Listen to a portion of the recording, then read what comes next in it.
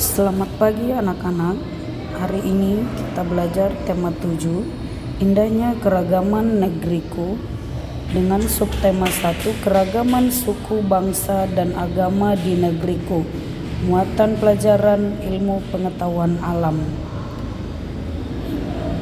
Pengaruh gaya terhadap benda antara lain: yang pertama, benda yang diam menjadi bergerak.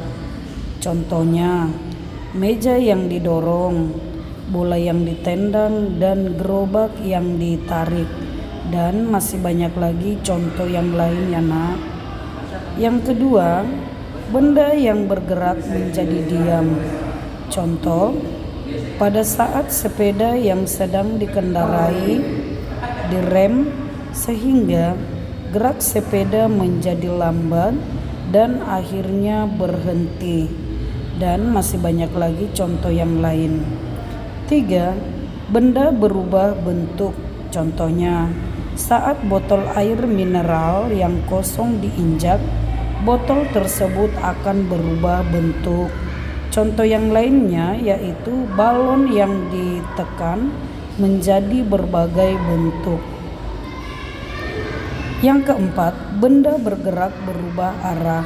Contohnya bisa kita lihat saat bola yang menggelinding ditendang, bola berubah arah karena adanya gaya.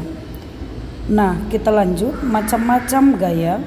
Yang pertama, gaya otot.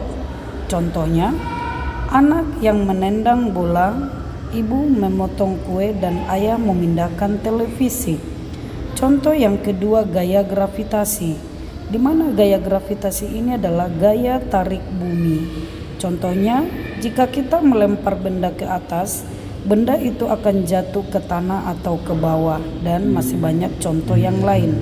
Yang ketiga, gaya pegas, di mana gaya yang terjadi akibat tarikan atau dorongan terhadap benda yang dilakukan menggunakan pegas elastis. Contohnya, seorang anak yang memainkan ketapel.